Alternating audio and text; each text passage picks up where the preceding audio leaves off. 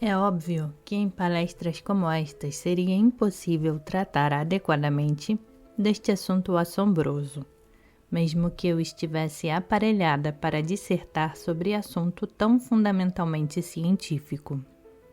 Além disso, se as conclusões da ciência sobre a evolução da matéria estivessem definidas, o tópico a ser abordado mesmo assim seria vasto demais. Porém, elas não estão, e daí se originam as demais complexidades do assunto. Portanto, quero prefaciar meus comentários desta noite dizendo que meu objetivo é dirigir-me especialmente àqueles que não possuem nenhum treinamento científico e dar-lhes uma conceituação geral das ideias usualmente aceitas. Vou procurar, então, oferecer algumas sugestões úteis para adaptar nossas mentes a este grande problema da matéria. Normalmente, ao se discutir o aspecto substância da manifestação, ele tem sido considerado como algo à parte e só ultimamente foi o que poderíamos chamar de psicologia da matéria. Começou a aparecer diante da mente do público através das investigações e conclusões dos cientistas de mente mais arejada. Vocês se recordarão de que na semana anterior procurei demonstrar de maneira ampla e geral que havia 3 modos de abordagem para o estudo do universo material. Há a linha que só leva em consideração o aspecto materialista, que somente se ocupa do que é visto, tangível e pode ser provado. Uma segunda linha é a do sobrenaturalismo, que reconhece não tanto o lado material das coisas como o que é considerado divino. Ele trata do lado da vida e do aspecto espiritual, considerando a vida como uma força estranha ao sistema solar e ao homem, e considerando esta força como um grande agente criativo, o qual cria e guia o universo objetivo e, todavia, situa-se fora dele. Estas 2 linhas de pensamento são apoiadas pelo cientista francamente materialista, pelo cristão ortodoxo e pelo deísta de qualquer denominação. Indiquei a seguir uma terceira linha de abordagem do problema, do conceito chamado idealístico. Ela reconhece a forma material, mas vê também a vida dentro dela e postula uma consciência ou inteligência que evolui por intermédio da forma exterior. Vocês perceberão que esta é a linha a que darei mais ênfase nestas palestras.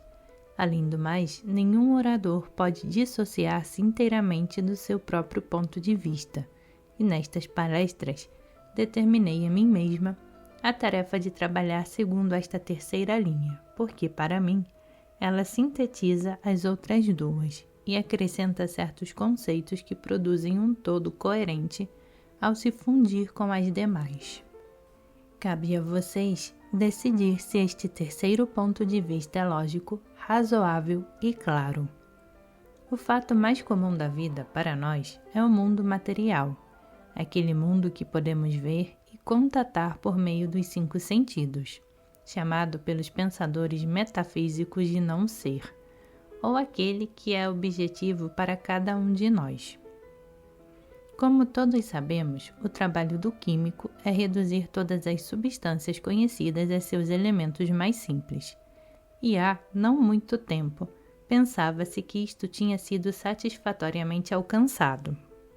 As conclusões dos químicos situaram o número dos elementos conhecidos entre 70 e 80. Cerca de 20 anos atrás, todavia, em 1898, descobriu-se um novo elemento ao qual se deu o nome de rádio. E esta descoberta revolucionou totalmente o pensamento mundial sobre a matéria e a substância. Se forem aos livros do século passado, ou pesquisarem em dicionários antigos, procurando a definição do átomo, por exemplo, encontrarão Newton sendo citado. Ele definiu o átomo como uma partícula dura, indivisível e definitiva, algo incapaz de divisão posterior. Este era tido como o átomo último no universo, e o cientista da era vitoriana o chamava de a pedra fundamental do universo. Eles achavam que haviam ido até onde era possível ir, e que haviam descoberto o que havia por trás de toda a manifestação e da própria objetividade. Quando, porém, o rádio e as outras substâncias radioativas foram descobertas, um aspecto inteiramente novo da situação teve que ser encarado. Tornou-se claro que o que era considerado a última partícula não o era de modo algum. Agora, a definição do átomo que temos é, estou citando o Standard Dictionary, um átomo é um centro de força, uma fase de fenômenos elétricos, um centro de energia ativo por meio de sua própria composição interna e desprendendo energia ou calor ou radiação. Portanto, um átomo é um anel de vórtice, ou centro de força, e não uma partícula do que compreendemos como substância tangível. Esta partícula final de matéria, está provado agora, se compõe de um núcleo positivo de energia, cercado, tal como o Sol pelos planetas, por muitos elétrons ou corpúsculos negativos. Deste modo, subdividindo o átomo da ciência primitiva em numerosos corpos menores. Os elementos diferem de acordo com o número e ordenação destes elétrons negativos em volta de seu núcleo positivo, e eles giram ou movem-se em torno desta carga central de eletricidade, do mesmo modo que o nosso sistema planetário gira ao redor do Sol. O professor Soddy, em um dos seus últimos livros, mostrou que se pode ver um sistema solar inteiro no átomo. O Sol central pode ser reconhecido com os planetas seguindo suas órbitas em volta dele.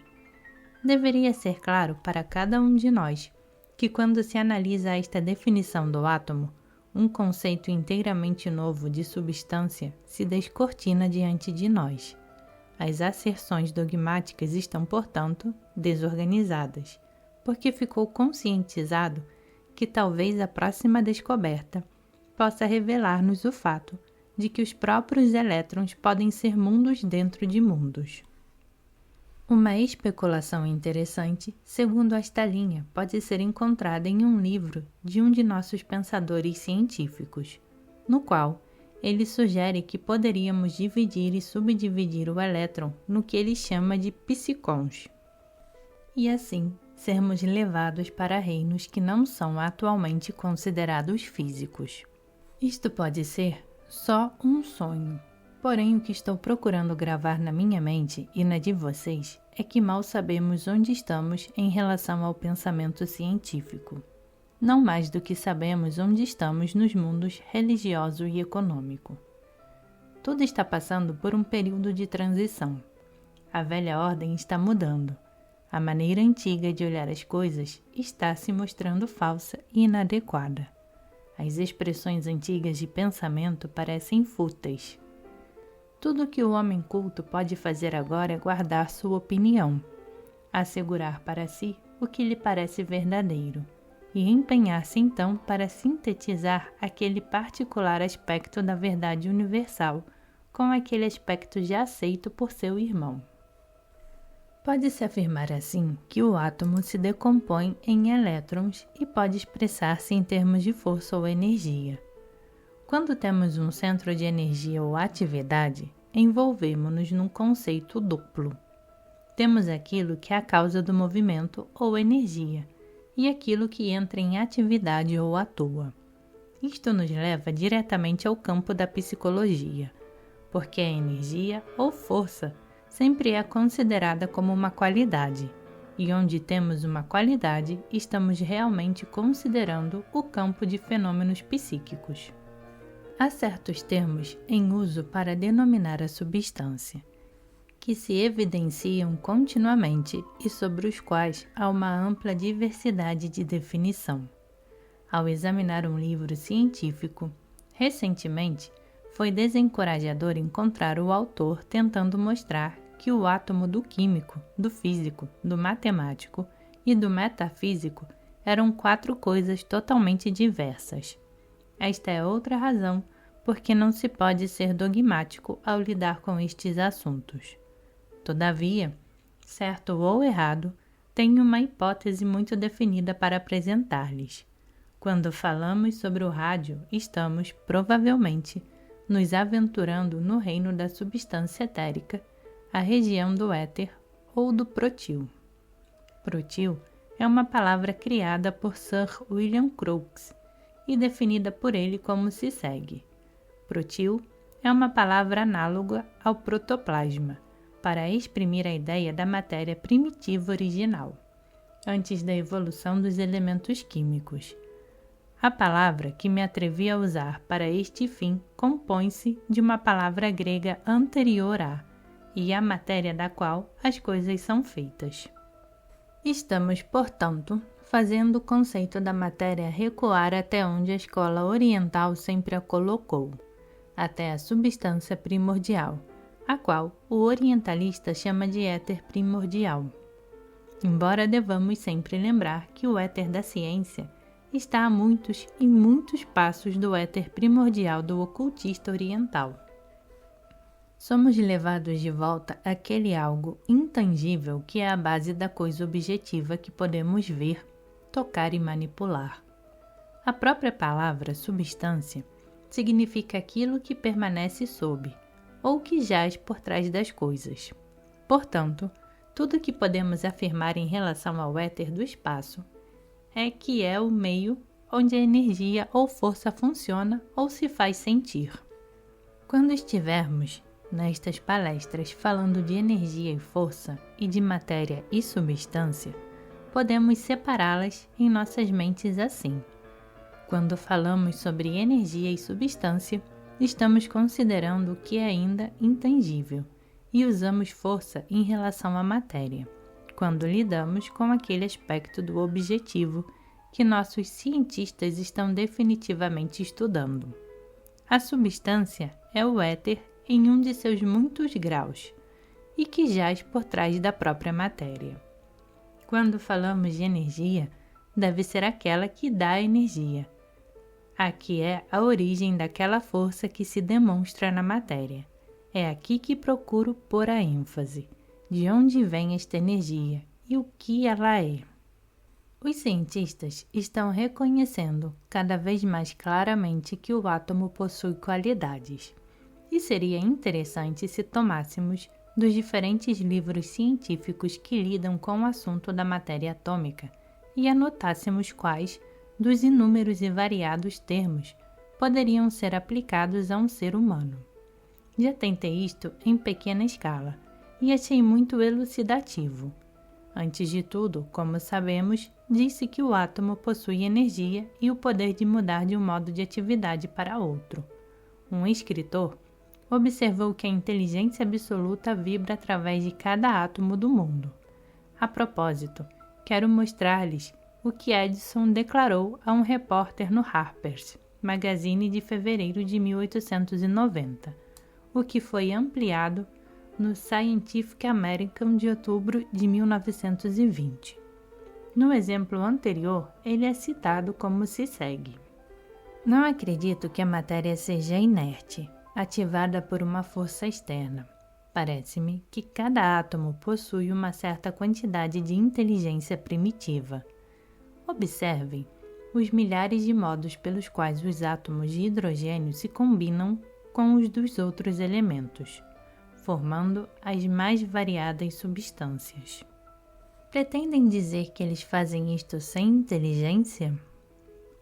Os átomos, em relação harmoniosa e útil, assumem formas e cores belas e interessantes, ou exalam um perfume agradável, como se exprimissem sua satisfação. Unidos em certas formas, os átomos constituem animais de ordem inferior. Finalmente, eles se combinam no homem, que representa a inteligência total de todos os átomos. Mas de onde se origina esta inteligência? Perguntou o repórter. De alguma força maior do que nós, Edison respondeu. Então, o senhor acredita num Criador inteligente, num Deus pessoal? Certamente, a existência de tal Deus, em minha opinião, pode ser provada pela química. Na longa entrevista citada, Edison propôs um número de suposições muito interessantes, das quais selecionei as seguintes. 1. A vida, como matéria, é indestrutível. 2. Nossos corpos são compostos de miríades de entidades infinitesimais, cada uma sendo uma unidade de vida, do mesmo modo que o átomo compõe-se de miríades de elétrons. 3. O ser humano atua mais como um conjunto do que como uma unidade. Corpo e mente exprimem o voto ou voz das entidades de vida. 4. As entidades de vida constroem de acordo com um plano. Se uma parte da vida do organismo for mutilada, elas se reconstroem exatamente como antes. 5. A ciência admite a dificuldade de traçar a linha entre o inanimado e o animado. Talvez as entidades de vida estendam suas atividades aos cristais e às substâncias químicas. 6. As entidades vitais vivem para sempre, de modo que, até este ponto, pelo menos, a vida eterna pela qual ansiamos é uma realidade. Em um discurso proferido por Sir Clifford Allbutt, presidente da Associação Médica Britânica, tal como relatado no Literary Digest, de 26 de fevereiro de 1921, ele fala da habilidade do micróbio em selecionar e rejeitar, e no desenrolar de suas observações ele diz: quando o micróbio se encontra no corpo do seu hospedeiro, ele pode estar completamente em desacordo ou em completo acordo com algumas ou todas as células das quais se aproxima. Em qualquer dos casos, nada mórbido presumivelmente acontece. Os acontecimentos mórbidos encontrar-se-iam entre este micróbio e as células corporais dentro de seu alcance, mas não afinadas com ele. Atualmente, parece haver razão para supor que um micróbio, ao aproximar-se de uma célula corporal fora de seu alcance, possa tentar várias maneiras de conseguir se prender. Se conseguir, o micróbio, a princípio inócuo, tornar-se-ia nocivo. Assim, por outro lado, as células corporais podem disciplinar-se para vibrar em harmonia com o micróbio antes dissonante, ou poderá haver adaptação e intercâmbio mútuos. Se, porém, as coisas são assim, estamos diante de uma faculdade maravilhosa e de alto alcance, a faculdade de seleção, e esta, elevando-se desde a base absoluta da biologia até o ápice, faculdade formativa, autodeterminação ou, se preferirem, mente.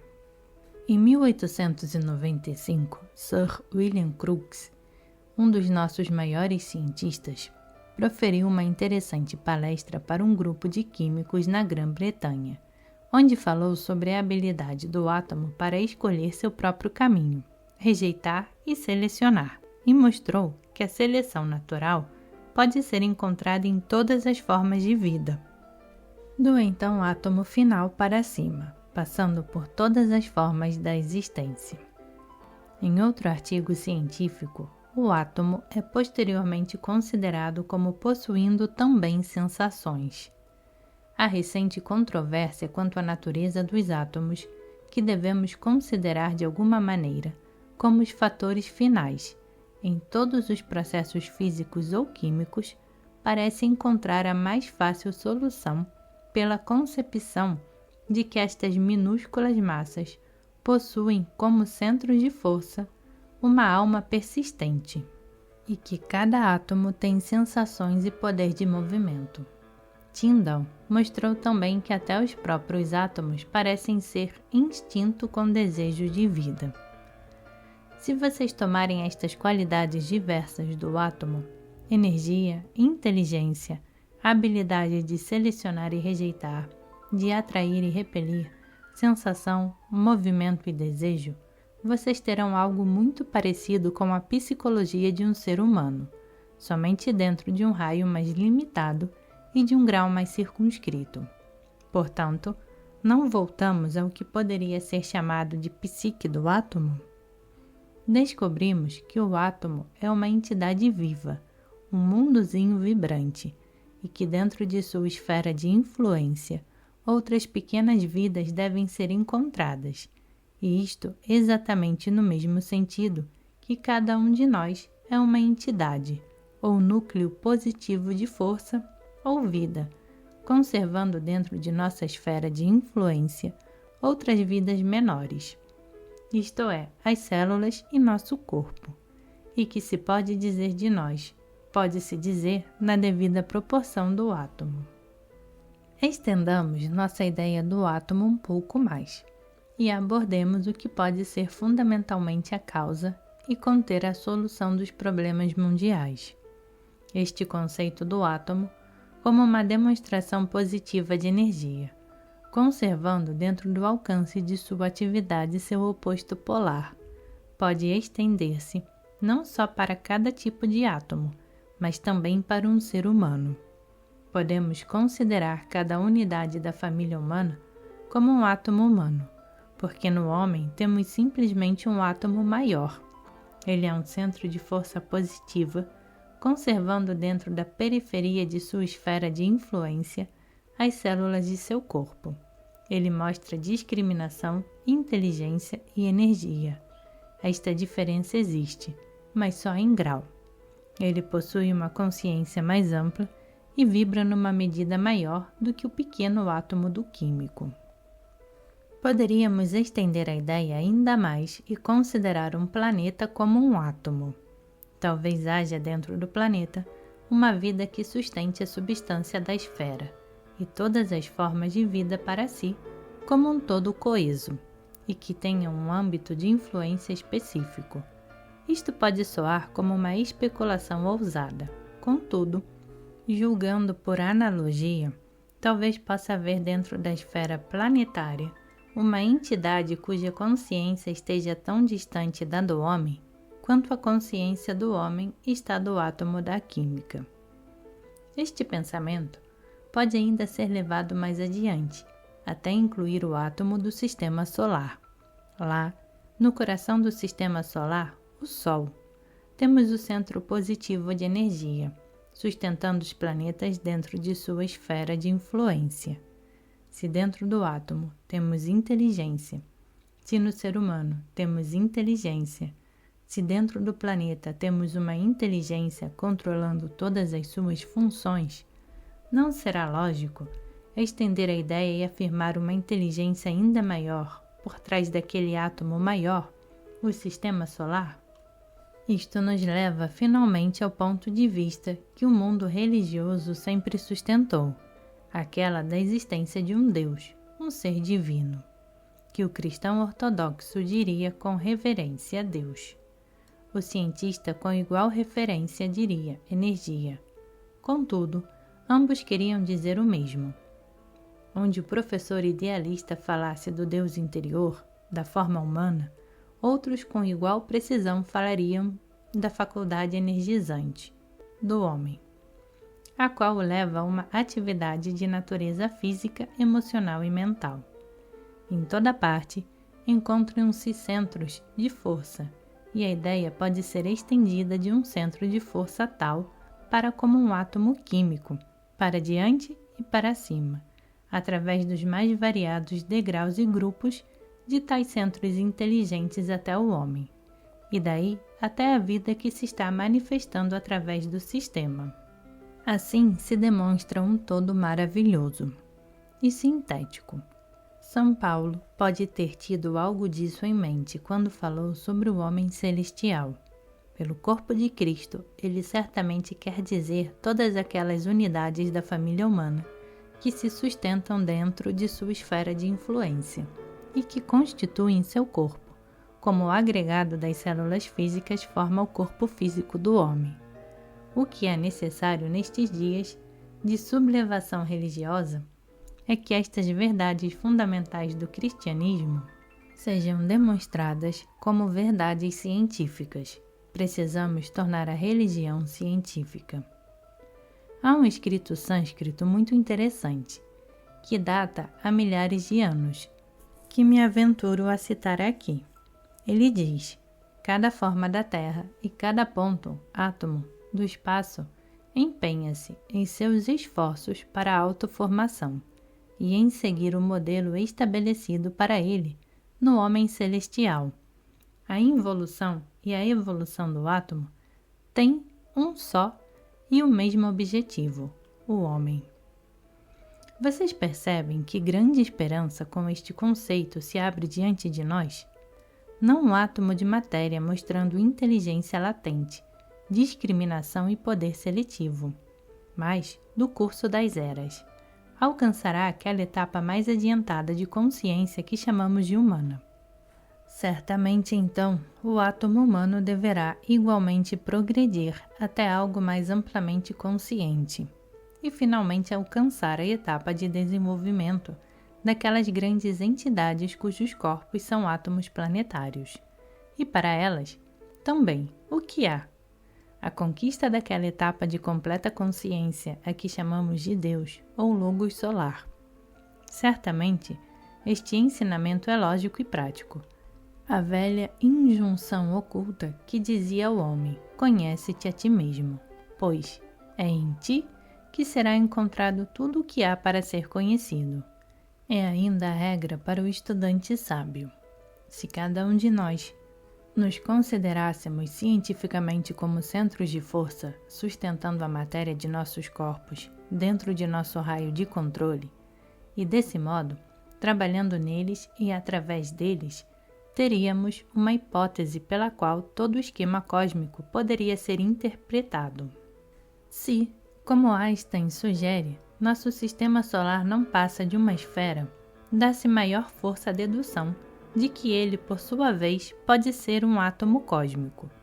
Teríamos assim um lugar dentro de um esquema ainda maior, e teríamos um centro em torno do qual nosso sistema gira e no qual ele é como o elétron para o átomo. Nossos astrônomos nos dizem que todo o nosso sistema provavelmente gira ao redor de um ponto central no céu. Desse modo, a ideia básica a que tenho procurado dar ênfase pode ser delineada em toda sua extensão, através do átomo do químico e do físico, através do homem, através da vida ativadora de um planeta, até o Logos, a divindade do nosso sistema solar, a inteligência ou vida que existe por trás de toda manifestação ou a natureza, e assim até algum esquema ainda maior, no qual até nosso Deus tenha que desempenhar seu papel e encontrar seu lugar. Se for verdadeiro, é um quadro maravilhoso. Essa noite não posso ocupar-me com os diferentes graus de desenvolvimento desta inteligência que anima todos os átomos, porém gostaria, por alguns momentos, de dedicar-me ao que talvez seja o método de sua evolução, do ponto de vista humano, que nos diz respeito mais de perto, lembrando sempre que o que é verdadeiro em um átomo deve ser também em maior ou menor proporção em tudo. Ao considerar de maneira ampla os átomos do sistema solar, inclusive o próprio sistema, há duas coisas que devem ser levadas em consideração.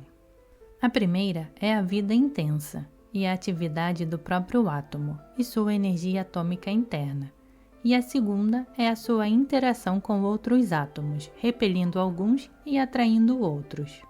Talvez, então, partindo destes fatos, possamos deduzir que o método de evolução para cada átomo seja devido a duas causas: a vida interna do próprio átomo e a sua interação ou relação com outros átomos. Estas duas etapas são aparentes na evolução do átomo humano. A primeira foi acentuada por Cristo, quando ele disse: "O reino de Deus está dentro de vós", desse modo indicando a todos os átomos humanos o caminho para o centro de vida ou energia dentro deles próprios, e ensinando-lhes que deste centro, e através dele, eles poderiam expandir-se e crescer. Cada um de nós está consciente de estar centralizado dentro de si mesmo. Cada um considera tudo de seu próprio ponto de vista, e os acontecimentos exteriores são particularmente interessantes na proporção que dizem respeito a nós mesmos. Nós nos ocupamos com as coisas à medida que elas nos afetam pessoalmente, e tudo que acontece aos outros num certo estágio de nossa evolução só é importante porque também nos diz respeito. Este é o estágio atual de muitas e é a característica da maioria. É o período de intenso individualismo, no qual o conceito do eu é de suprema importância. Ele envolve muita atividade interna.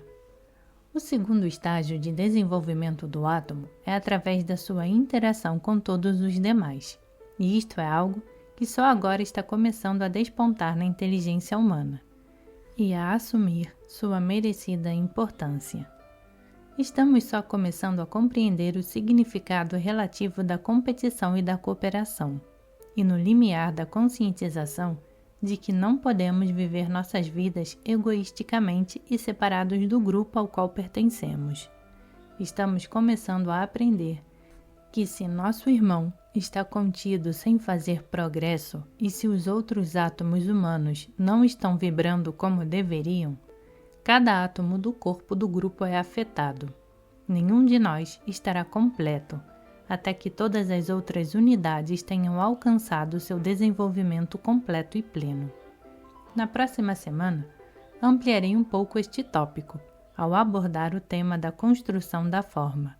Ao concluir a palestra dessa noite, desejo tão somente trazer à consciência de todos uma apreciação do lugar que cada um de nós possui no esquema geral e habilitar-nos a conscientizar a importância da interação que existe entre todos os átomos.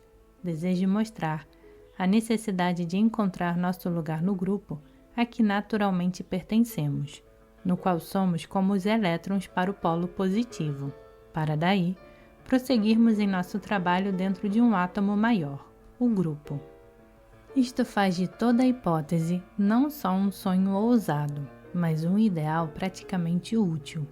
Se for verdade que todas as células de nossos corpos, por exemplo, são os elétrons que mantemos juntos, coesos, e se somos o fator ativador de energia dentro da forma material, é de suma importância que reconheçamos este fato e que nos ocupemos correta e cientificamente com estas formas e seus átomos. Isto inclui o cuidado prático com o corpo físico e a adaptação sensata de toda a nossa energia ao trabalho a ser feito e à natureza de nosso objetivo. Torna necessária a utilização prudente daquele agregado de células que é nosso instrumento ou ferramenta e nossa esfera de manifestação. Isto é algo do qual ainda sabemos pouco. Quando este pensamento estiver desenvolvido e o ser humano for reconhecido como um centro de força, a atitude das pessoas em relação ao seu trabalho e modo de vida será fundamentalmente alterada. O ponto de vista do mundo médico, por exemplo, será modificado e as pessoas estudarão os métodos corretos de utilização de energia. A doença pela ignorância não mais existirá e os métodos de transmissão de força serão estudados e seguidos. Seremos, então, átomos verdadeiramente inteligentes, uma coisa que ainda não somos. Além do mais, seremos não somente práticos na utilização de nossos corpos materiais, porque entendemos sua constituição, mas encontraremos conscientemente nosso lugar no grupo e dirigiremos nossa energia para o benefício do grupo e não como agora, para o favorecimento de nossos próprios fins. Muitos átomos têm não só uma vida própria interna, mas também irradiam, e à medida que a radioatividade for gradualmente compreendida, o estudo do homem como um centro de radiação ativa tornar-se-á realidade também. Nos dias de hoje, estamos no limiar de descobertas maravilhosas. Estamos nos aproximando de uma síntese maravilhosa do pensamento mundial. Estamos avançando para o período em que ciência e religião ajudar-se-ão mutualmente e quando a filosofia adicionará sua cota à compreensão da verdade. O uso da imaginação abrirá frequentemente uma visão maravilhosa, e se esta imaginação se basear nos fatores essenciais e começar com uma hipótese lógica, talvez nos leve à solução de alguns dos mistérios e problemas que estão atormentando o mundo agora. Se as coisas nos parecem misteriosas e inexplicáveis, não será devido àquela grande entidade que está se manifestando através de nosso planeta e que está elaborando um plano e propósito definidos, do mesmo modo como eu e você fazemos com nossas vidas. Às vezes, levamos nosso veículo físico a situações e criamos dificuldades dolorosas e aflitivas em relação a ele. Assegurada a hipótese sobre a qual estamos trabalhando, será, portanto, lógico supor que a grande inteligência de nosso planeta, do mesmo modo, leva seu corpo de manifestação, no qual se inclui a família humana, a situações que são aflitivas para os átomos. Certamente, será lógico supor que o mistério de tudo que vemos à nossa volta pode estar oculto na vontade e objetivo inteligente daquela vida maior, que trabalha por intermédio de nosso planeta, como o homem trabalha por intermédio do seu corpo físico, e contudo, que é ele mesmo, não mais do que um átomo dentro de uma esfera ainda maior, a qual é habitada pelo Logos solar, a inteligência que é a soma total de todas as vidas inferiores.